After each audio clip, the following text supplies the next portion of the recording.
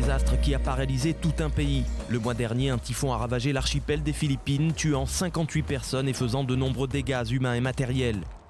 Au total, plus de 300 villages submergés par le typhon Kopu, 130 millions d'euros de récoltes détruites et plus de 5000 maisons et 250 écoles complètement ravagées par les vents, les inondations et les glissements de terrain.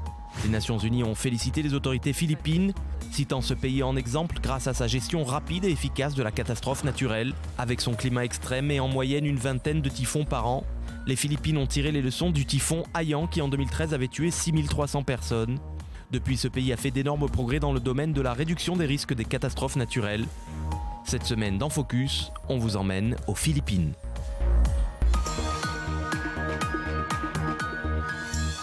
Bonsoir, merci de votre fidélité. Bienvenue, on va s'intéresser ce soir aux Philippines, l'archipel aux 1700 îles à nouveau frappé ce mois-ci par un typhon et qui connaît régulièrement des tempêtes meurtrières avec une moyenne de 20 cyclones par an. Alors, comment réduire les risques? À quoi sont dues ces catastrophes naturelles? Pour tenter de comprendre, on va rejoindre tout de suite Jerry Velasquez. Il est chef du département de réduction des risques de catastrophes aux Nations Unies. Il nous fait le plaisir d'être avec nous ce soir. Bonsoir Jerry Velasquez. Merci à vous aussi. Alors l'ONU a félicité le gouvernement philippin pour son niveau de préparation avant le dernier typhon. Comment on se prépare justement à faire face à une catastrophe d'une aussi grande ampleur? En fait, il ne s'agit pas de gérer la catastrophe naturelle, mais plutôt de s'y préparer. Dans ce cas précis, on le sait, les Philippines sont confrontées à une vingtaine de typhons par an, mais depuis le désastre du typhon Haiyan en 2013, les Philippines ont largement amélioré le travail de préparation en amont de la catastrophe. Dans ce cas précis, ils se sont préparés premièrement en émettant une alerte auparavant, deuxièmement en communiquant sur les dégâts que le typhon risque de causer et agir en ce sens avant même que le typhon ne commence à frapper les côtes du pays. Donc voilà le type d'action qu'un gouvernement peut entreprendre pour prévenir les dégâts qu'un typhon pourrait causer. Alors justement, qu'est-ce qui a été différent cette fois-ci dans la préparation par rapport au grand typhon de 2013, le typhon Haiyan qui avait, rappelons-le, fait 6200 morts? This time around, the president, in fact, addressed the country. Cette fois-ci, en effet, le président s'est adressé au pays quelques jours avant que le typhon ne frappe. Il a aussi réuni le Conseil de réduction des risques des catastrophes naturelles. Il a demandé aux membres du cabinet de se préparer avec comme objectif 0 victime. Bien entendu, 0 est un nombre extrêmement faible, mais même à l'époque, si l'on compare avec le typhon de 2013, on compte bien moins de dommages et de destruction cette fois-ci, de façon relative. Donc les actions entreprises se sont faites en amont, en communiquant avec le public de façon directe avec cette adresse du président, en évacuant les gens assez en avance et en tirant ainsi les leçons du précédent désastre.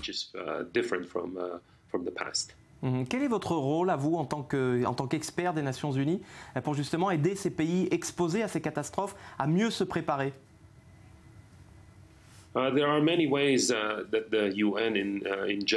Il existe de nombreuses manières dont l'ONU aide les pays à se préparer à l'avance ou essaye d'aider à réduire les risques du désastre de façon globale.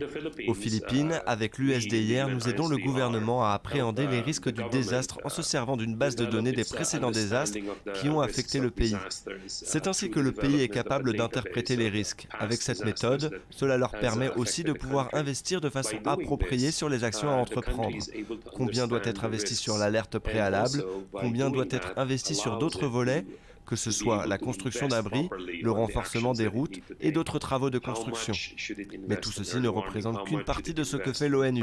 L'autre partie consiste à promouvoir et à améliorer les systèmes d'alerte et de détection des dangers. Ce ne sont pas des systèmes nationaux, mais ils sont installés à l'échelle régionale. Il s'agit d'institutions et de technologies mises en place dans de nombreux pays suite au tsunami de 2004 et destinées à améliorer ce système d'alerte préalable qui est en place également aux Philippines.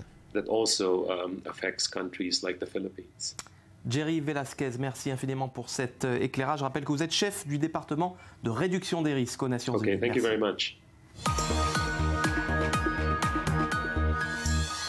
Saviez-vous que les Philippines étaient classées au 20e rang mondial de la production d'or? Une manne financière pour Manille, oui mais voilà. L'or a un prix et l'archipel vient d'être épinglé par un rapport d'une ONG. En cause, le travail de milliers d'enfants, souvent très jeunes, dans des mines d'or artisanales.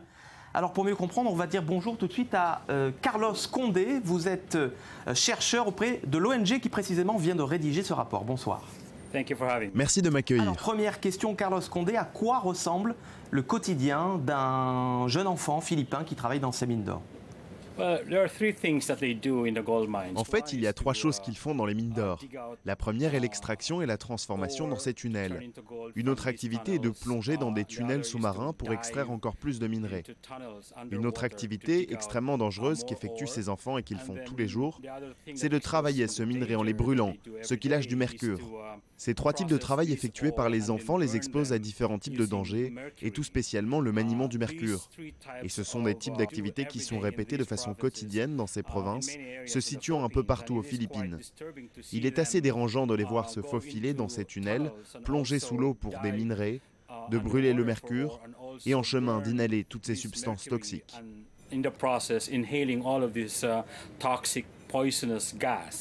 On sait que ce phénomène du travail des enfants dans les mines, c'est un phénomène qui est souvent lié à la pauvreté. Est-ce qu'au fond, on ne risque pas de plonger les familles encore plus dans la pauvreté en les privant de travail? Eh bien, en fait, dans cette région des Philippines, il règne une pauvreté extrême et les moyens de gagner leur vie au quotidien pour ces familles sont très limités. Donc ce qui se passe, c'est que ces familles autorisent les enfants à travailler sous terre ou en sous-marin et aussi à manipuler du mercure, précisément parce qu'ils ont besoin d'augmenter leurs revenus de leur famille. Résultat, nombre de ces enfants ont cessé d'aller à l'école pour aller au travail. Donc en termes d'alternatives, de choses qu'ils peuvent faire, c'est extrêmement limité. Notre espoir est que le gouvernement s'en mêle, en leur fournissant les services de base, en leur permettant d'aller à l'école pour qu'ils puissent finir leur scolarité et par la suite trouver un travail décent. Vous venez de publier un rapport, mais qu'est-ce que vous attendez précisément, concrètement, du gouvernement philippin et quels sont surtout vos moyens de pression? On peut réellement agir. Notre campagne de sensibilisation suite à ce rapport consiste à aborder des membres du gouvernement, que ce soit au niveau local comme au niveau national, pour porter leur attention sur ce problème. Et c'est ce que nous avons fait lorsque nous avons publié le rapport. Nous avons obtenu l'engagement de la part du ministère du Travail, par exemple, qu'ils examineraient le problème et mettraient en place des solutions. Aussi, nous avons rencontré et parlé avec le ministère de l'Environnement et des Ressources naturelles, qui est responsable de ces régions minières, et eux aussi se sont engagés à agir. Bien sûr, cela pourrait prendre de nombreuses années pour que ces actions portent leurs fruits sur le terrain. Mais notre gouvernement a promis de s'impliquer. On a aussi d'autres organisations de la société civile qui nous ont fait part de leur désir de s'impliquer, surtout en ce qui concerne la réinsertion de ces enfants à l'école. Merci pour ces explications, Carlos Condé. Vous êtes chercheur pour Human Rights Watch. Merci beaucoup. Merci de m'avoir accueilli. Allez, 5 infos en 1 minute pour ne rien rater de l'actualité aux Philippines. C'est tout de suite en bref et en images et c'est signé David Gombin comme chaque semaine. Vol long courrier pour Air Force One après sa participation attendue au G20 d'Antalya en Turquie. Le président Obama est attendu pour une tournée en Asie du Sud-Est prévue du 16 au 21 novembre. L'une des étapes du déplacement présidentiel, Manille, où se tiendra le sommet de coopération économique pour l'Asie-Pacifique, l'APEC. Il s'agit de la 2e visite de Barack Obama dans ce pays allié des États-Unis en moins de 2 ans. Les rumeurs veulent que le président aurait accepté de disputer une partie de basket avec des enfants philippins, si son emploi du temps le lui permet, bien entendu. Profiter des courants marins afin de produire de l'électricité. La PME française Sabella a signé un accord avec la compagnie d'électricité philippine HNWB pour l'établissement de 5 hydroliennes sous-marines. Implantées dans le détroit de San Bernardino dans le nord du pays, ces turbines devraient produire jusqu'à 5 MW pour former l'une des fermes hydroliennes les plus avancées au monde. Mise en service prévue fin 2017. C'est un véritable homme-orchestre. Le Philippin Manny Pacquiao est d'abord considéré comme l'un des meilleurs boxeurs de son temps, ce qui ne l'empêche pas d'être accessoirement chanteur, acteur et surtout député au Parlement des Philippines où il effectue son second mandat consécutif. Et c'est tout récemment que la superstar des rings s'est lancée dans une nouvelle carrière sur les parquets de la Philippine Basketball Association. Tout récemment, il a d'ailleurs inscrit son premier panier en PBA. À en bondir de joie. Effrayants ou adorables, les chiens philippins et leurs maîtres se sont déguisés à l'occasion de la parade canine annuelle de Manille. Robe de mariée, costume de vampire ou encore de lutin, les participants et leurs compagnons à 4 pattes ont revêtu des déguisements identiques. Une parade dont le but affiché est de renforcer les liens entre les propriétaires et leurs compagnons, mais aussi de sensibiliser l'opinion aux droits des animaux. Des milliers de Philippins se sont rendus au cimetière ce week-end où ils se sont recueillis sur les tombes de leurs proches à l'occasion de la Toussaint. Des foules compactes se sont entassées aux abords des sépultures pour rendre hommage aux défunts. La Toussaint, suivie le 2 novembre par la commémoration des fidèles défunts, marque l'un des moments forts du calendrier chrétien. 26% de la population des Philippines gagne moins de 1 dollar par jour. Pas étonnant donc qu'avec ce salaire, que 11 millions de Philippins aient choisi le chemin de l'exil.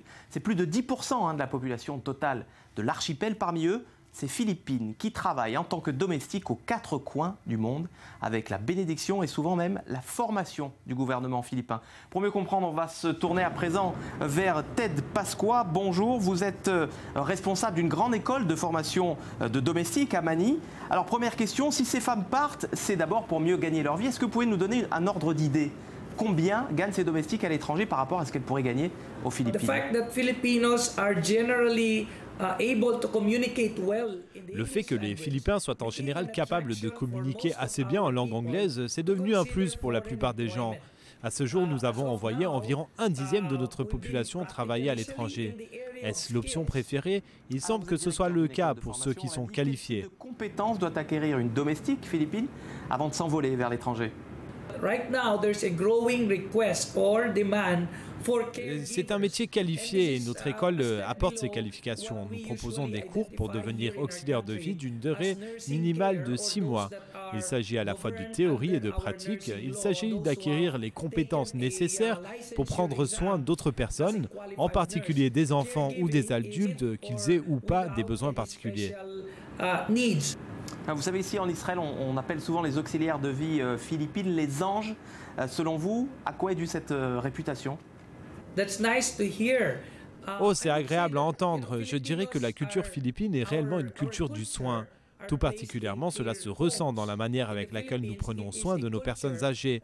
Ce n'est pas comme en Occident où les personnes âgées sont placées en maison de retraite. Aux Philippines, dans notre culture, les seniors sont bien traités par la famille qu'ils ont fondée. C'est de là que ça vient.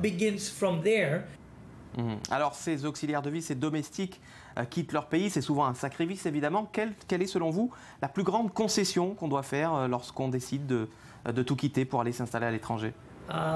Je dirais que c'est la perte de lien avec la famille qui est le plus contraignant, mais aussi le changement d'environnement qui est vraiment dur.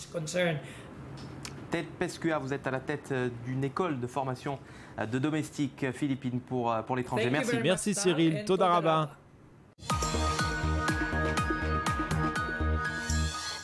Il y a tout juste un an, l'orchestre symphonique de Manille était à la recherche d'une salle de répétition. Eh oui. Mais après plusieurs semaines de recherche sans succès, c'est finalement un centre commercial, eh oui, qui a été retenu.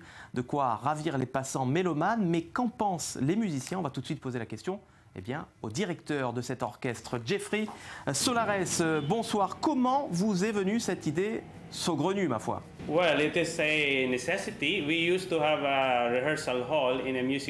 Eh bien, c'était par nécessité.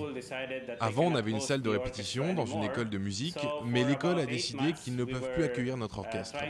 Donc pendant environ 8 mois, on a cherché un lieu adéquat pour répéter avec l'orchestre en nous déplaçant dans le métro avec nos instruments. Parfois, on répétait dans un magasin de piano, parfois dans un lobby, des fois dans une école. Les lieux changeaient constamment. Mais au début de cette année, l'un des membres du comité de direction a pu en parler à quelqu'un du centre commercial Ayala. Le centre commercial nous a répondu « On a de la place ici. La seule condition est que vous devez ouvrir certaines de vos répétitions aux passants. » C'est donc l'arrangement que l'on a à présent avec le centre commercial. Alors répéter en public, ça peut un peu gâcher l'effet de surprise. Ça peut être aussi compliqué pour les musiciens, non? On se produit en concert dans d'autres lieux, à Manille Métropole. Vous savez, la métropole de Manille est énorme. En fait, on ne répète pas si souvent que ça. Je ne pense pas que cela décourage les gens de venir nous voir en concert. Comment réagissent les passants dans le centre commercial? Cela dépend.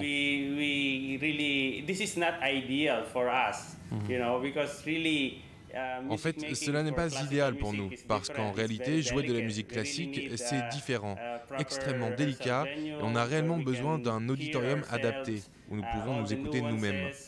Vous savez, on a besoin de s'entraîner énormément pour atteindre un niveau de performance, on a besoin d'acheter des instruments de musique très spécifiques. Et ça, c'est quelque chose qui nous manque lorsque l'on répète dans des endroits qui ne sont pas conçus pour cela. Jeffrey Solares, directeur de l'Orchestre Symphonique de Manille. On retrouvera tout de suite après un extrait d'une de vos interprétations. Merci. Merci beaucoup. Voilà, c'est la fin de cette émission. Merci de l'avoir suivi. Retrouvez-la en VOD sur notre site. Quant à moi, je vous retrouve la semaine prochaine, même jour, même heure. En attendant, vous savez ce qu'il vous reste à faire. Vivez curieux, restez focus et on se quitte avec ces images justement de l'interprétation d'un morceau de Mendelssohn par l'Orchestre Symphonique de Manille. À la semaine prochaine.